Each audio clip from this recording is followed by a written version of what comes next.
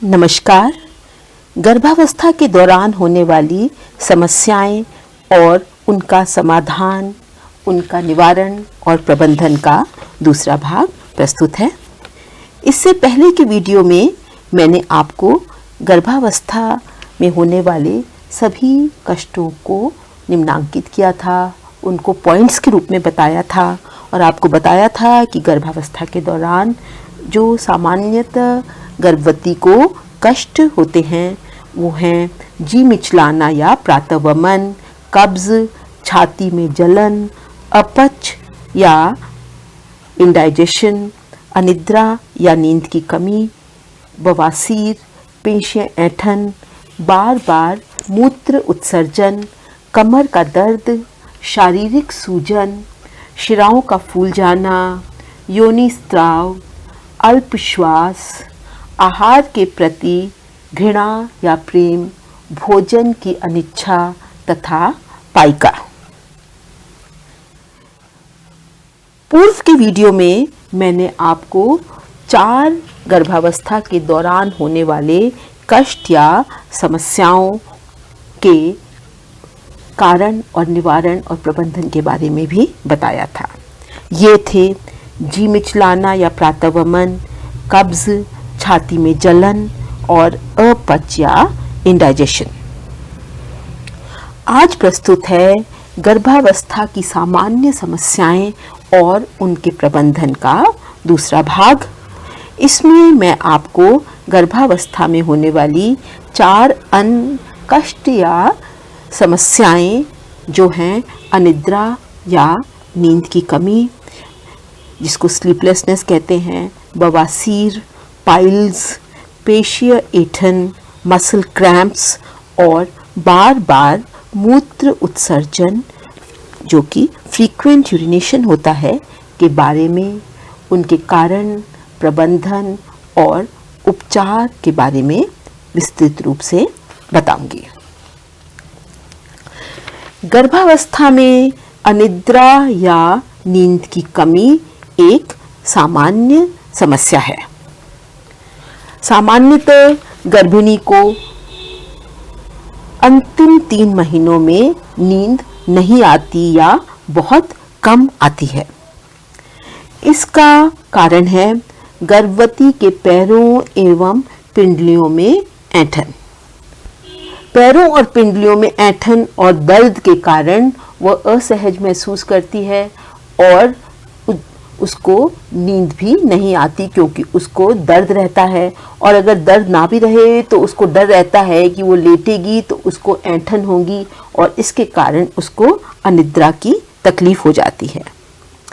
इसके अतिरिक्त गर्भावस्था के अंतिम 3 महीनों में उसके कमर और पीठ में अत्यधिक दर्द रहता है। यह गर्भाशय के बढ़ जाने के कारण होता है। गर्भवती महिला जब लेटती है या आराम करती है तो भी उसकी कमर व पीठ में दर्द रहता है। इसके कारण उसको अनिद्रा की तकलीफ होती है। गर्भस्थ शिशु की माता के पेट में गति के कारण भी माता को अनिद्रा की तकलीफ हो जाती है। आमतौर पर जब महिला सोती है तो रात को गर्भिणी को के पेट में अचानक शिशु हलचल करता है और गर्भस्थ शिशु जब हलचल करता है तो उसको वह असहज हो जाती है और उसको उसकी नींद टूट जाती है और दोबारा वो जब सोने की कोशिश करती है तो उसको बहुत देर में नींद आती है। और कई बार तो जब वो दोबारा सोने की कोशिश करती है तो गर्भस्थ शिशु दोबारा पेट में गति या हलचल करता है जिससे उसकी नींद खुल जाती है। इसके कारण वह सो नहीं पाती और उसकी थकान रहती है उसको और अनिद्रा की शिकायत रहती है। गर्भवती को यह बात समझनी चाहिए कि गर्भस्थ शिशु का उसके पेट में गति करना या हिलना डुलना एक स्वस्थ संकेत है कि गर्भस्थ शिशु जो है उसका विकास और वृद्धि ठीक से हो रही है और वह स्वस्थ है। उसको ऐसी मूवमेंट से असहज नहीं होना चाहिए।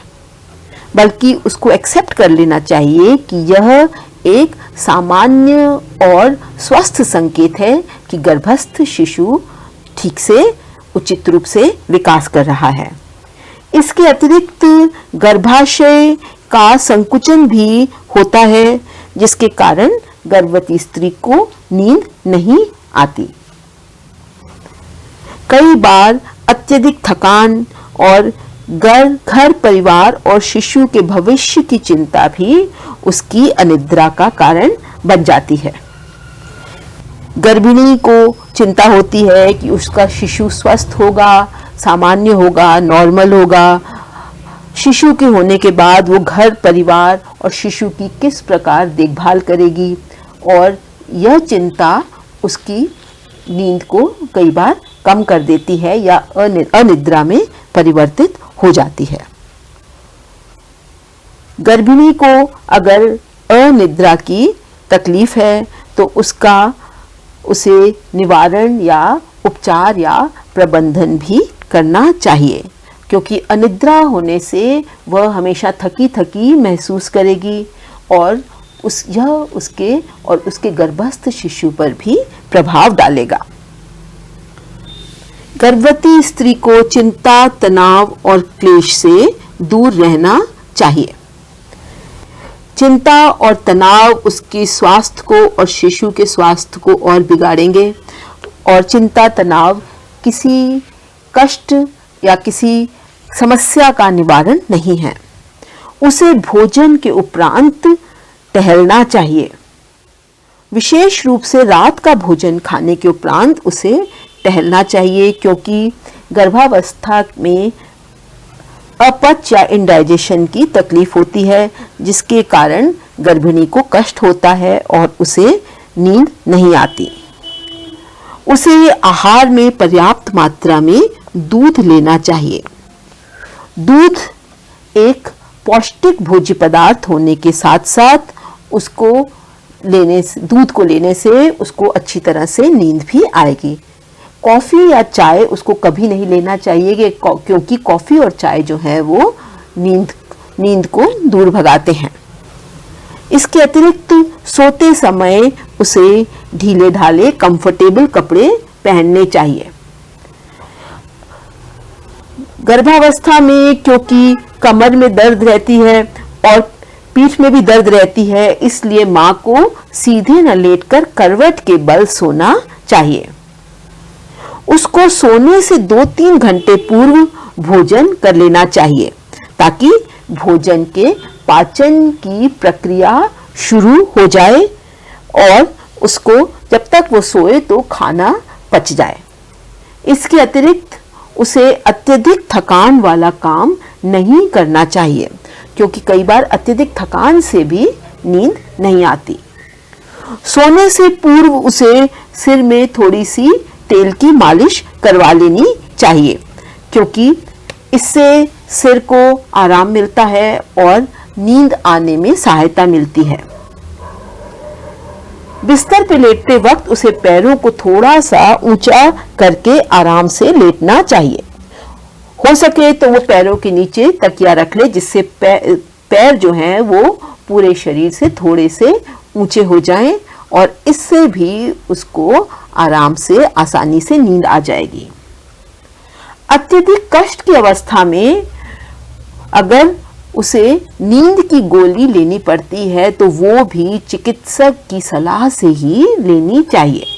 उसे स्वयं कभी भी कोई भी दवाई बिना डॉक्टर की सलाह से गर्भावस्था में नहीं लेनी चाहिए, क्योंकि इसका प्रभाव गर्भस्थ शिशु के विकास पर, उसकी वृद्धि पर और माता के स्वास्थ्य पर भी पड़ता है।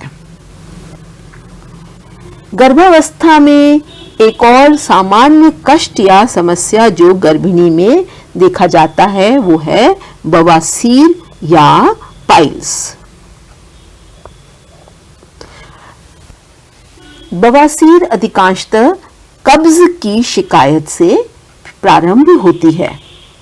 इसमें मल द्वार की शिराएं फूलकर मोटी हो जाती हैं और शुष्क मल के निष्कासन के समय ये शिराएं जो हैं यह फट जाती हैं, जिससे रक्तस्राव होने लगता है।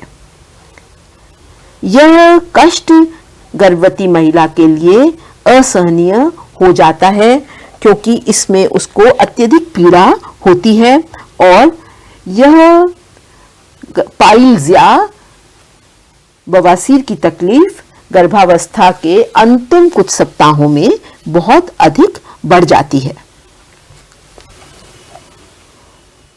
बवासीर के उपचार के रूप में गर्भिणी को कब्ज से बचाव के लिए शुरू से ही अपने आहार में परिवर्तन करना चाहिए। कब्ज की स्थिति उत्पन्न न हो, इसके लिए उसे छिलकेदार भोज्य पदार्थ लेने चाहिए। उसे छिलके वाली दालें, चोकर युक्त आटे की रोटी, छिलके सहित कच्चे फल व सलाद व अंकुरित दालें और अनाज को अपने भोजन में सम्मिलित करना चाहिए। इसके अतिरिक्त उसे अधिक जल और तरल पदार्थ और गर्म दूध और जल का सेवन भी करना चाहिए। बवासीर का कारण है मल का शुष्क या सूख जाना, और जब मल सूख जाता है तो उसको निष्कासन में और बहुत तकलीफ होती है, और शुष्क मल के निष्कासन में शिराएं फट जाती हैं, जिससे रक्तस्राव होता है। इसलिए अगर गर्भवती स्त्री अधिक मात्रा में जल और तरल पदार्थ लेगी तो वह मल को नरम रखने में सहायक होंगे और उसे कब्ज की तकलीफ नहीं होगी, और फलस्वरूप उसे पाइल्स या बवासीर भी नहीं होगी। अगर गर्भवती को बवासीर की तकलीफ हो जाती है, जिससे उसे घाव और रक्तस्राव होते हैं, तो उसे अगर उसकी दवाई लेनी है तो वो भी डॉक्टर की सलाह से ही लेनी चाहिए। यही नहीं, दर्द निवारक दवाइयां भी उसे चिकित्सीय मार्गदर्शन से लेनी चाहिए। गर्भावस्था में होने वाली एक और सामान्य कष्ट या समस्या है पेशीय ऐंठन, जिसको कि कहते हैं मसल क्रैम्प्स। यह अत्यंत पीड़ादायक होती है। पेशीय ऐंठन गर्भावस्था के अंतिम 3 महीनों में बहुत अधिक बढ़ जाता है। इसमें गर्भवती स्त्री के पैरों व घुटनों के नीचे व पिंडलियों में बहुत अधिक दर्द और असहनीय पीड़ा और ऐंठन होती है। यह कष्ट अधिकांशतः रात्रि के समय सोने के पश्चात होता है, और इस दर्ददायक और पीड़ादायक ऐंठन से उसकी अचानक नींद खुल जाती है।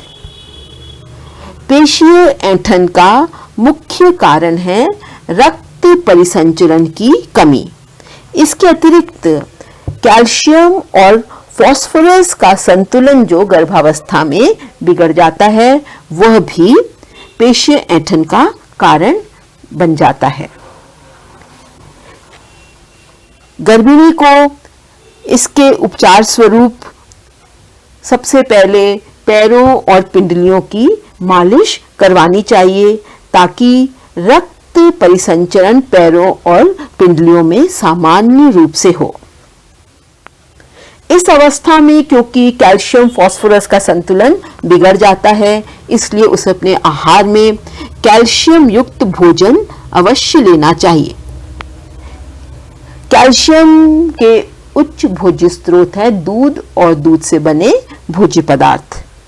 इसलिए गर्भिणी को कैल्शियम युक्त भोज्य पदार्थों को अवश्य लेना चाहिए, क्योंकि यह मसल क्रैम्प्स या पेशीय ऐंठन के निवारण और प्रबंधन में सहायता करते हैं।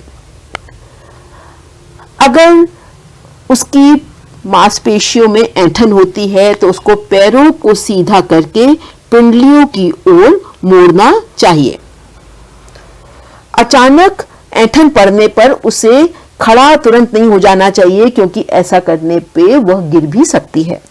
उसे संयम से काम लेते हुए धीरे धीरे पैरों को सीधा करके पिंडलियों की ओर मोड़ना चाहिए।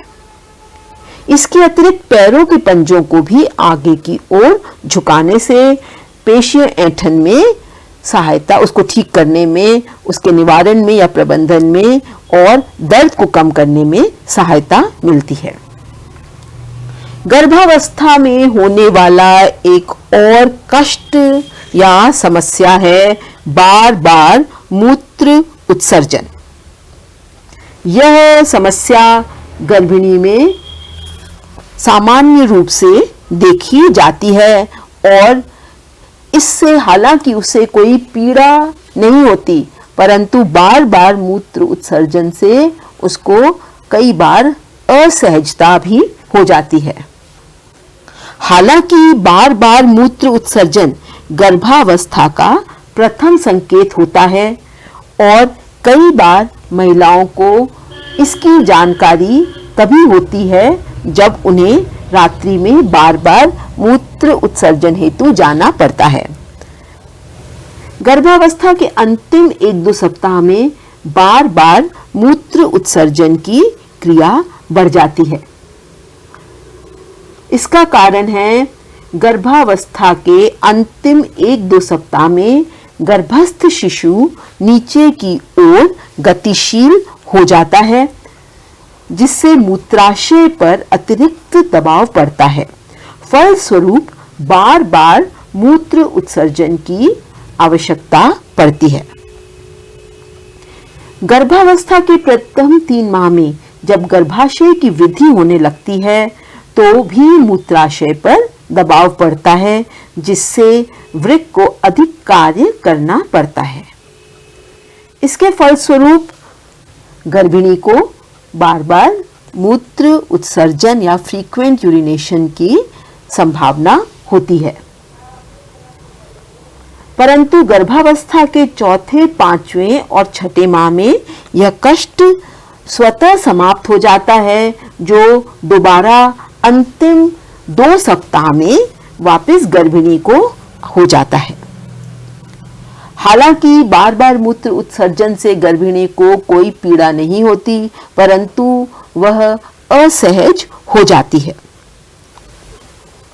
बार बार मूत्र उत्सर्जन के उपचार और प्रबंधन के लिए कई बार गृहिणी सोचती है कि मैं आहार और जल की मात्रा कम कर दूं, परंतु उसे ऐसा नहीं करना चाहिए, क्योंकि आहार और जल की मात्रा कम करने से उसको पोषक तत्व नहीं मिलेंगे, जो उस पे और गर्भस्थ शिशु के दोनों के स्वास्थ्य पर नकारात्मक प्रभाव डालेंगे।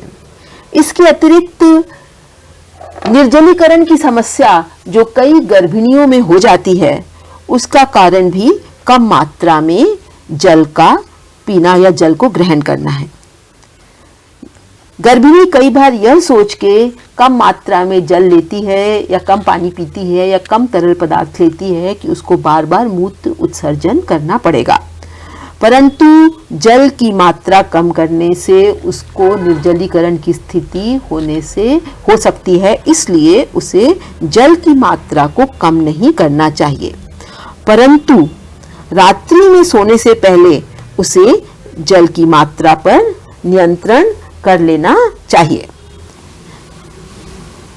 सोने से 1 या 2 घंटे पहले उसे जल की मात्रा कम लेनी चाहिए और सोने से जस्ट पहले वो अगर मूत्र त्याग कर सोए तो उसे ये तकलीफ नहीं होगी। इसके अलावा उसे उचित विश्राम भी करना चाहिए, क्योंकि ऐसा करने से भी उसको बार बार मूत्र उत्सर्जन की तकलीफ नहीं होगी। उचित विश्राम से मतलब है कि उसे शारीरिक और मानसिक रूप से विश्राम करके सोना चाहिए। उसे आराम करते वक्त चिंता नहीं करनी चाहिए, उद्वेलित नहीं होनी चाहिए, असहजता उसे नहीं होनी चाहिए। तो बच्चों, आज की वीडियो में मैंने आपको गर्भावस्था में होने वाले 4 सामान्य समस्याएं या कष्ट और उनके प्रबंधन और निवारण के बारे में विस्तृत रूप से समझाया। आज मैंने आपको अनिद्रा या नींद की कमी, बवासीर, पेशीय ऐंठन और बार बार मूत्र उत्सर्जन जो कि गर्भावस्था की सामान्य समस्याएं या कष्ट हैं और उनके उपचार प्रबंधन और उनके किस प्रकार से उनका निराकरण किया जाए उसके बारे में बताया। अगले वीडियो में मैं आपको गर्भावस्था में होने वाले अन्य कष्टों या समस्याओं और उनके प्रबंधन और उपचार के बारे में विस्तृत रूप से बताऊंगी। धन्यवाद।